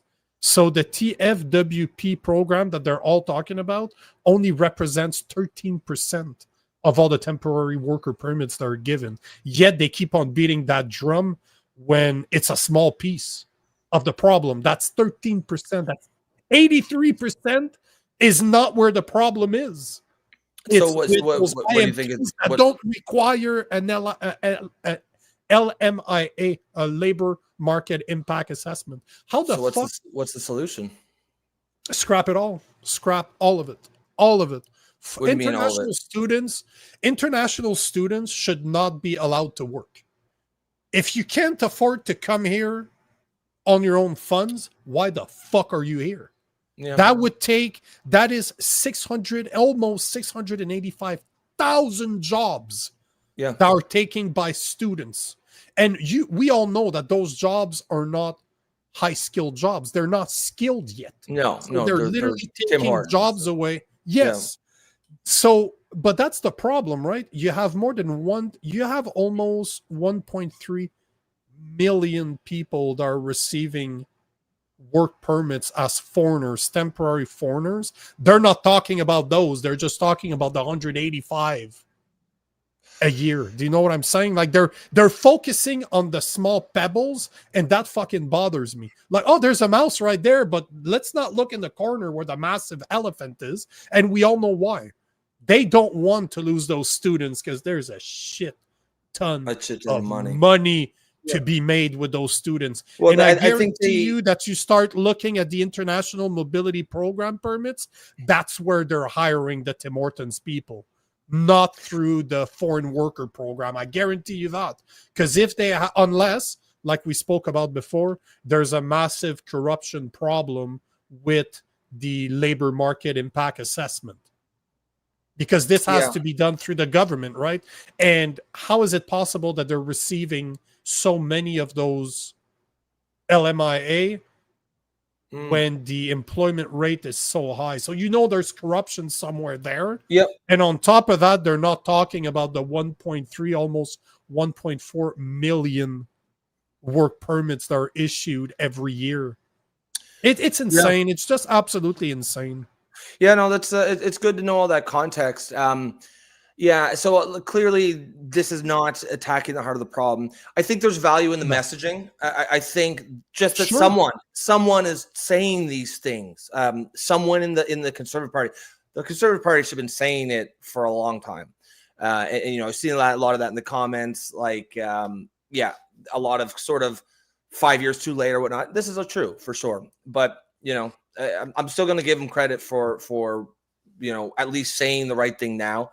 He's still weak. He's still Poilievre, but you can't make changes if no one's willing. Like I was saying with John Carpay, he was talking about the increased deaths, but we can apply that same logic to immigration. We can't even talk about it, and to me, that is half the battle right there. That's half the problem is we can't talk about it now. I mean, we still can't talk about it, but when you have someone like Poilievre, who is pretty liberal for a conservative, or at least officially a conservative, when he's saying things like that, I start to see, okay, perhaps the zeitgeist is shifting a little bit. Perhaps the Overton window shift a little bit, and maybe we can get to talk about it. Still, an entire marathon left to go, but at least he's taking one step in the right direction. But it's not shift. This is where you and I are going to completely disagree because he has no power. So everything that he's saying right now, there's a good reason why I went to find a video of Carney just saying, screw you, businesses are telling me they want more. So clearly he does not care Yes. about what Poilievre says, and Poilievre has no power. So it's very easy for him to play the big boy right now and say, Yep. we are calling on the liberal bitch, please. Well, You didn't I have think- the balls to, you have one of your minister, Giovanni, that had the balls to talk about this before getting fucking elected. He, as the conservative leader, he did not have the balls to approach that one with a 10-foot pole. Yet, that is just what I did today. A couple of hours of research, have one of your researchers do those numbers, prepare a cool speech to put together, and just run through the numbers. I'll do that tomorrow.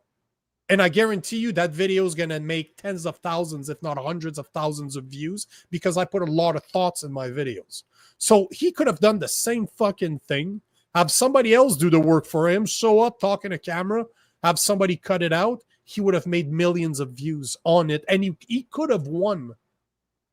He could have became the prime minister if only he had the balls, because that's a 90-10 issue. I don't know anybody that is faced with those numbers that will say, oh yeah, that's totally normal, we want more. No, unless you're one of those rich pricks that are taking advantage of foreign workers in order to make more money.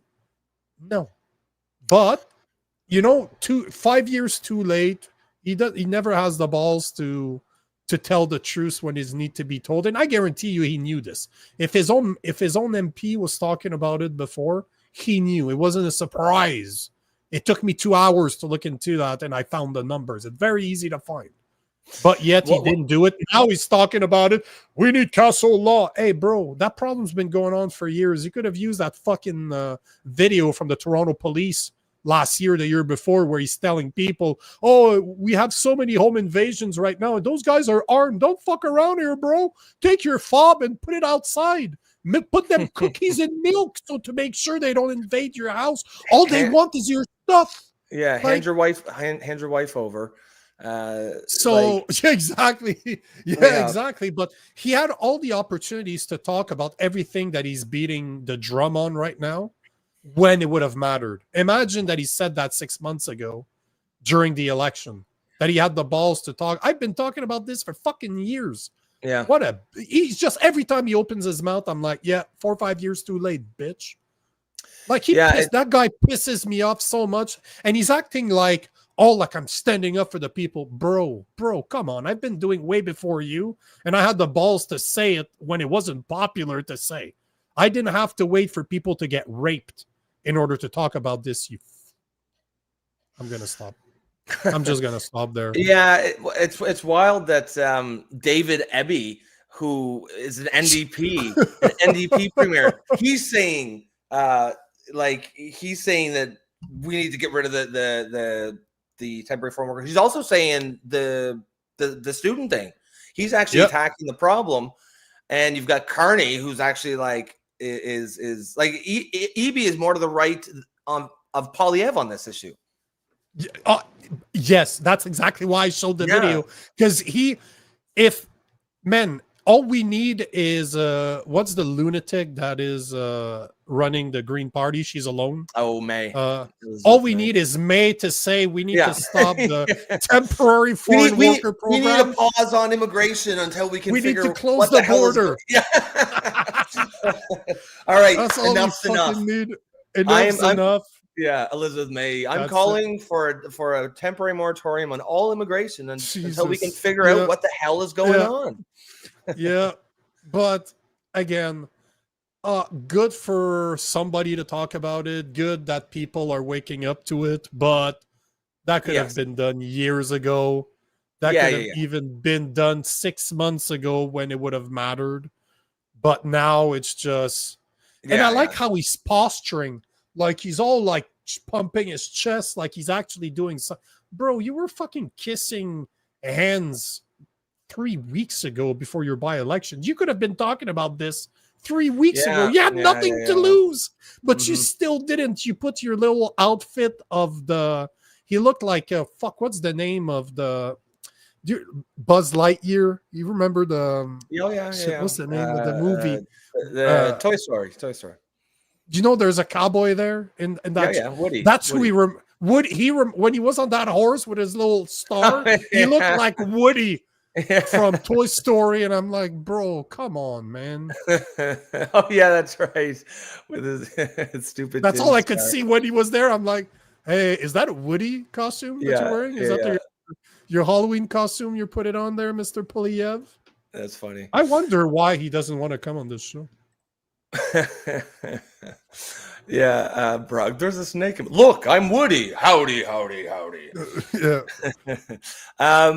Yeah. So just to get back to this, Trevor had asked earlier, and I told him, and then John Oh, Jesus. You've been holding to that one for a while. Yeah, he said, question for Rob. Do you still consider yourself a liberal after knowing how the liberals work? Yeah, I still do. I mean, I know that they are I'm not part of the political left. I know that they're the mainstream and they're the numbers, but I think they're the ones who are wrong, right? I think I'm the liberal and they're not.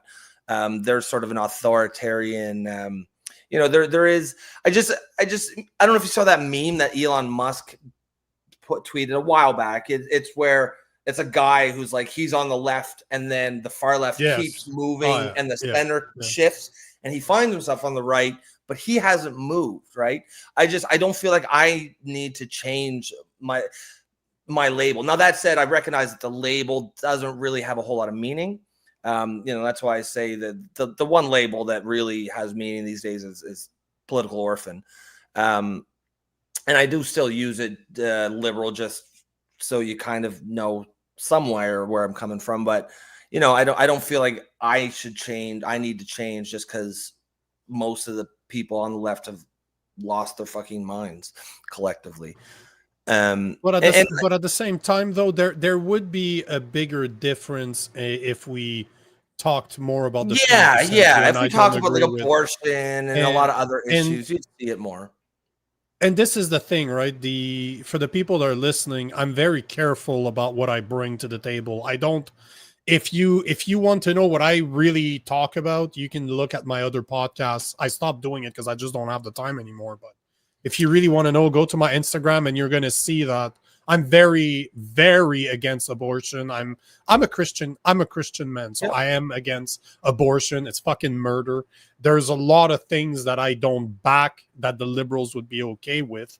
So it's like gay couple. They shouldn't be around children. Like they shouldn't be allowed to adopt. I don't believe that's a thing. Actually, I agree with that. But that's the thing. There's that 10-20% that would make us extremely different. Yep. But in Canada, they're not a point of conversation because the Overton window is not there at all. So I talk about it because those are my morals. We're both on the right by the Canadian Overton window right now. I'm on the right. Oh, fuck it. Yes, I don't consider myself on the right. I don't consider myself a conservative. Although in the US, you wouldn't be. No, correct. Yeah, that's right. That's right. Because normally the right and the left are very often based on their religious beliefs. Yeah, that's like right. In the US, the Democrats believe in the woke religion. Mm-hmm. The real Republicans believe in Christianity. Yeah. So this is the major differences. Clash of religion. They just don't think it's a religion. Yeah, that's right. Too Many Sheeple says Rob's the only liberal I like. Well, hey, I appreciate that. Rob is exactly like the dude on your picture. Ralph Wiggum? That's exactly what. Yeah, exactly. I helped. He's like finger up his nose. He has a propeller. I choo. You choose me. Yeah, that's definitely you. That one. Yeah. Yep. Yeah. The doctor said I wouldn't have so many nosebleeds if I just kept my finger out of there. Well, that's some common sense doctor right there.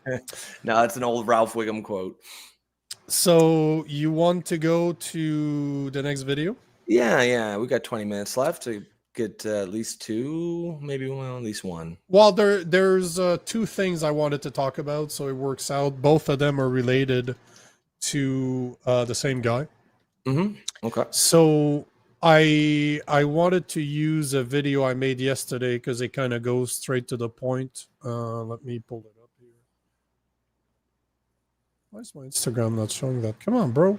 I got shit to do. What'd you say? No, I was just laughing. Logan White, finger up his nose. I'm in danger. Yeah, that's another classic. So Ralph Wiggum. So let's talk about what the York Regional Police Chief Jim McSween said yesterday, that the best way to defend yourself is to call 911 and hide. This is the most insane. No, but hold on. You'll see how insane, because I digged into the numbers and I actually put them together. You'll understand you understand why he says this, but here is Chief of Police Jim McSween. The victim of a home invasion, we are urging citizens not to take matters into their own hands. This was York Regional Police Chief Jim McSween, and it gets worse. We don't want homeowners to feel powerless. We're just going to take all your power. Do everything you can to keep yourself and loved ones safe until police arrive, and be the best witness possible. Basically, he wants you to call the police and pray that they arrive in time. But what they don't tell you is that Toronto, on average, takes 12.6 minutes to respond to a priority one call. Ottawa responds to 93% of priority one calls within 15 minutes. Montreal takes 6 minutes and 36 seconds, and over 20 minutes for the Alberta RCMP. Yet, this type of nonsense is nothing new.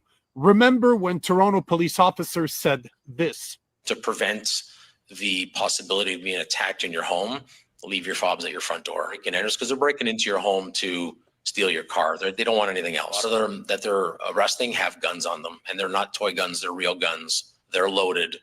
And to make matters worse, the number of violent break-ins and home invasions with weapons are rising. According to Toronto police data, the number of residential robberies was up 49.7% in 2024 when compared to the year prior, the highest jump in recent years. While politicians like Pierre Poilievre, Doug Ford, Daniel Smith, and Maxime Bernier endorse Castle Doctrine, Sean Fraser, our Minister of Justice and Attorney General of Canada, says that this is in the Wild West. It's Canada.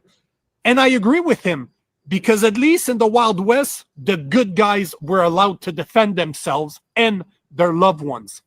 So how many more Canadians will have to die in order for our government to wake up? Yeah, it's man, it's this whole, it's kind of, it's what I was talking about earlier, this pussification, if you want to call it that. We've just become so weak.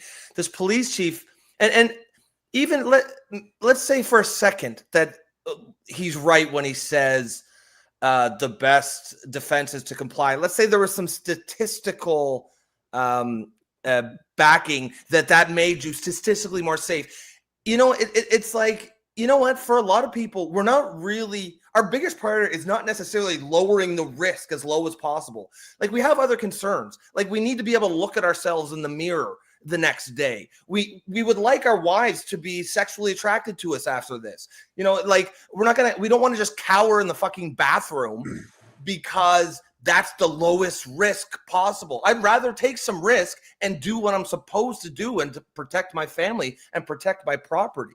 This, like, are there no men anymore? Like, Jesus Christ, man. I guarantee you that if I did that, my wife's divorcing me. Yes, I guarantee you this is one of the deals. Will be the Sahara Desert for the rest of your life. Oh no, she'll divorce. No, she would divorce me. There wouldn't be any Sahara. No, this is an understanding. This is, at the end of the day, this is one of the reasons that she's with me, because I have 20 years of experience in martial arts, and I will take a bullet in order to protect her and my son. No questions asked. It's your job. Yeah. You're not worried about lowering the risk as low as possible.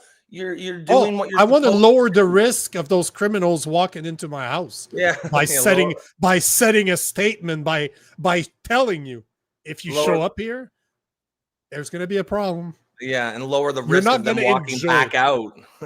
Yeah, reduce that risk to zero. But yeah, Trevor says, calling the cops, all you get is a secretary with matching uniforms. Just so what? You're supposed to call them and then go hide under the bed like a little schoolboy bitch. Like, no. So 6.3 minutes in Montreal, all You the can way do a lot up of to damage. 22 minutes for Alberta RCMP. And these are averages too, right? So that means if the average is Oh, yeah. 22, that means there's a decent chance it's going to be 40 or 45. Oh, yeah. So, like, bro, the Ottawa won't even publish their real numbers. They published their numbers saying 93% of calls were answered within 15 minutes. And the reason that they do that is that the extra 7% is so high that it yes. probably goes to 30 minutes Yeah. when Yeah, you put it all together. I understand. I used to do this in sales report, right? Hey, Mr. Customer, our services are so good that, yeah, we know this shit. This is marketing crap. Yes.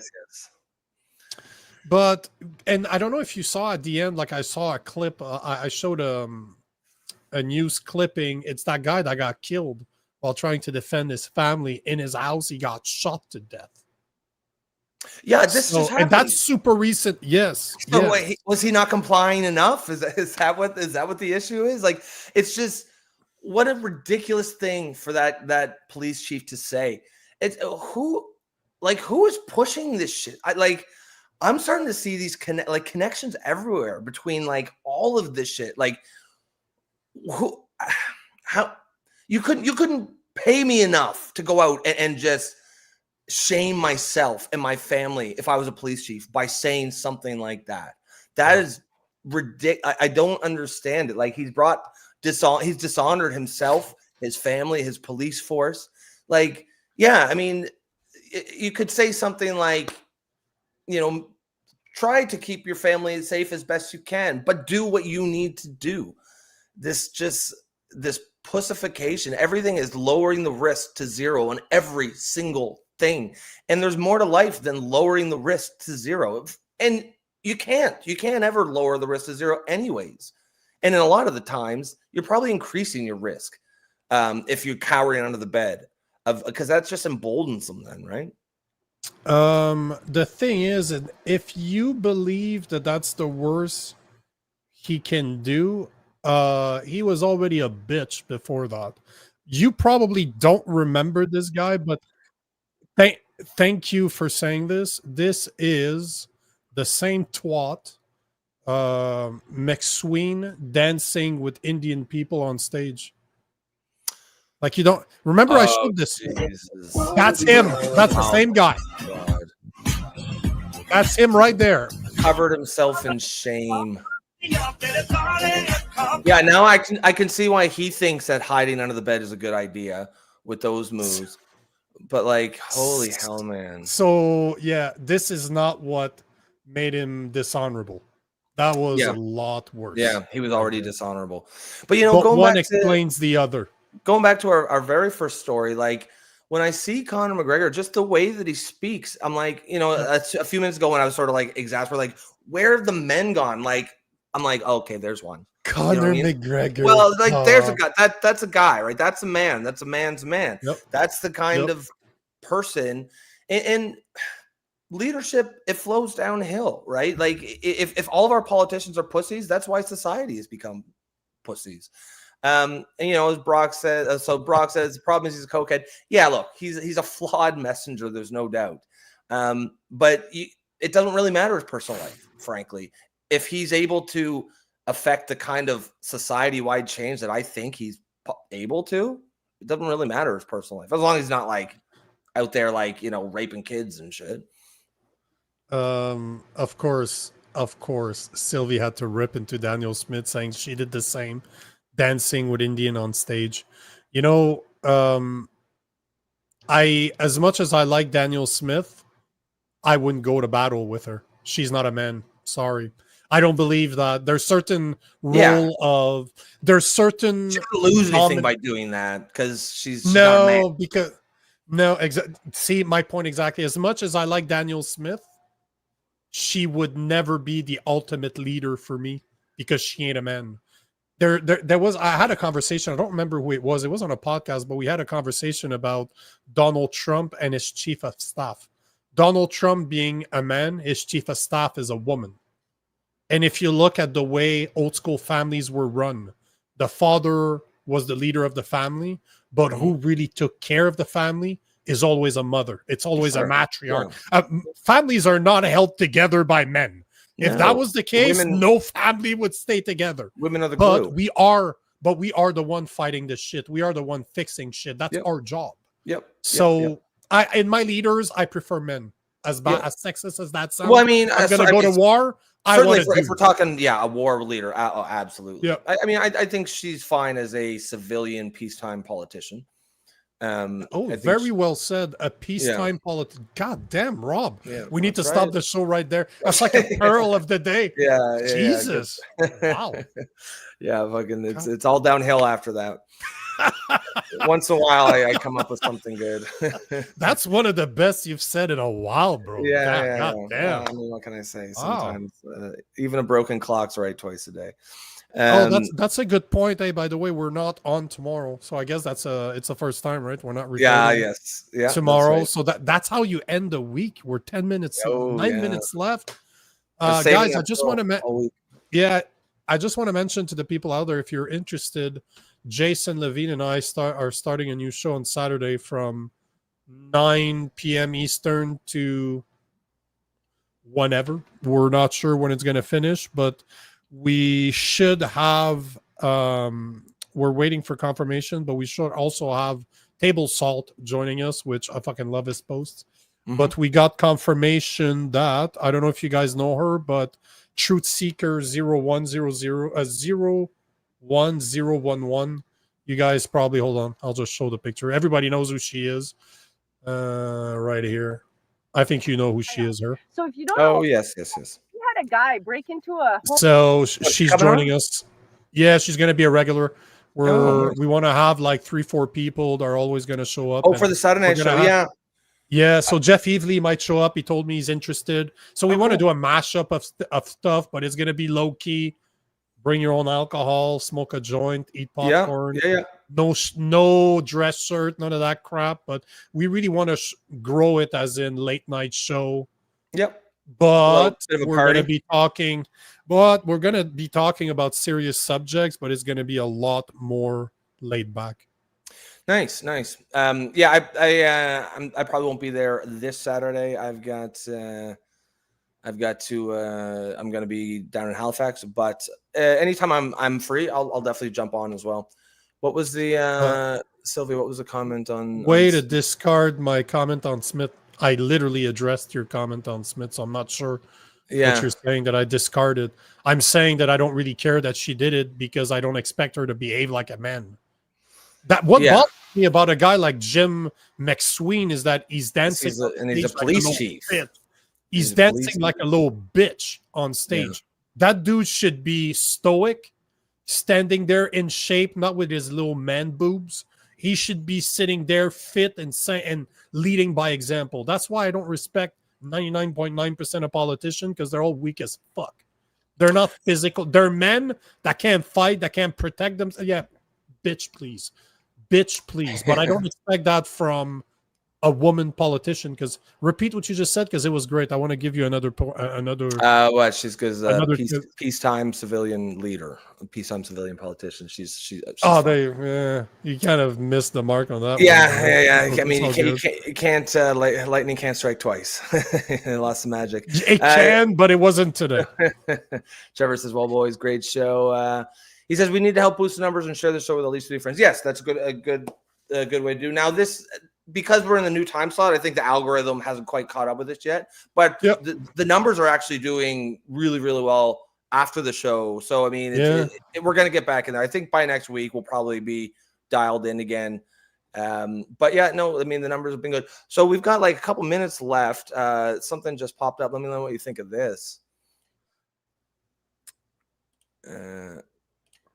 Dun dun dun. Was it Mike Tyson just Floyd Mayweather? He just posted this like half an hour ago. But that can't be real. Yeah, I think it is Mike Tyson. Oh wait, I don't know how many. No, that can't. Yeah, he's got 6.3. That's the real Mike Tyson. He says coming Mike soon. Tyson can put. Please. Mayweather's like 145 pounds soaking wet. Mike Tyson's probably but Mike Tyson's right like now. He's like 70. Yeah, but I don't know if you follow boxing, but Mayweather has no power. No, Like he's not known I for a think- knockout artist. He's a pickaboo type of guy. He likes to sit around and bob and weave, but he's not a knockout artist. The guy I mean, is it's not definitely powerful It's at all. definitely a novelty fight. It's definitely. I think it's real though. I think. Man, Yeah. man, this is gonna be so racist, but goddamn, black guys look alike. But shave his head, shave Mayweather's head, Yeah, and shave his beard. They kind of They- they actually do. Right? Goddamn, Now, if that's you put them next to each other, probably not so much. But yeah, on the face, no, absolutely. not at all. But just like that, Yeah, damn, that's fucked up. yeah. All right, guys, we're gonna pin it there. Try to keep under 2 hours. Another excellent show. Great guest in John. Let me Carpay. answer one Yeah, question. go ahead. Let me hold on that one. Bumpy's asking who's the last Canadian politician that Nico would go to war for. There's none. Right now, as I know, there's none. I say 99.9% because maybe there's one out there that I don't know.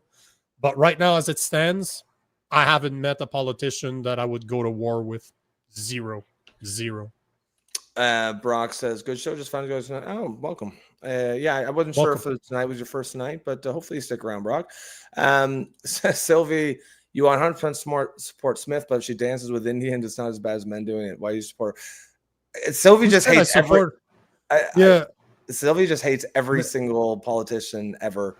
I mean, but I don't support her 100%. I don't like the fact that she's trying to push digital IDs. She's trying to digitalize. There's never going to be a politician. That's something I've wanted to talk about for a week now, but we just keep on running out of time. Yeah, there's a lot of things that I don't like. A lot of things that she's doing, but at the end of the day, she's the only one that I mostly agree with. Yeah, I mean, you can't. You have to you can't pick and choose because there's always going to be things you don't like about every politician. You just have to, on balance, how do you feel about this? On balance, I like Danielle Smith. I really like her. I think and you think she's hot too, right? No, I mean, she's more attractive than say Hillary Clinton. Jesus! It's not honestly. It's not even so much about her policies or what she does or doesn't support. I just like her. I just think out of all the Western politicians I see, she's the one who actually seems like she's smart. She actually thinks about the issues, and doesn't just repeat slogans. And she actually cares about her constituents. As far as her actual things that she supports, there's lots of things I don't agree with, but I just think that she's a good politician. She's cut from the right cloth. I think if you had a lot more politicians like her with that kind of character, I think we'd be in a lot better place. Yeah, I mean, Trevor says I hate them all. I mean, that's a fair take too. Sylvie hates them all. A lot of people hate them all. I mean, Nico's pretty close to hating them all. I don't hate people. Hate is not. Hate is too strong of a word. I dislike them all, but I don't hate anybody. Well, it's fair. All right, guys, we're gonna pin it there. If you are new, like Brock, you can first of all, please remember to like and share the stream. That's the easy thing that you can do to support us. But if you really want to support the show, help us continue to bring high quality content, please consider becoming a member. You can do that through YouTube. That is the low price of $2.99 per month. That will help. It'll help support the show. It also boosts us in the algorithm too. That's another reason to do it. That's probably the main way it shows. I mean, to be honest, the $2.99, doesn't really make a huge difference to our pocketbooks. But it is a way to support the show. It does boost us in the algorithm. It gets more people in here. Other than that, folks, have a great night. Have a great weekend, because we won't see you. We'll see you on Saturday night. Nico will be here. I might try to pop in if I can. Other than that, we will catch you guys on Monday. Have a great weekend. Be safe. Sunday. Sunday. Get out and enjoy what could be among the last weekends of the summer. And we will catch you. But don't go in the woods. Sunday night. Don't go in the woods. Ooh.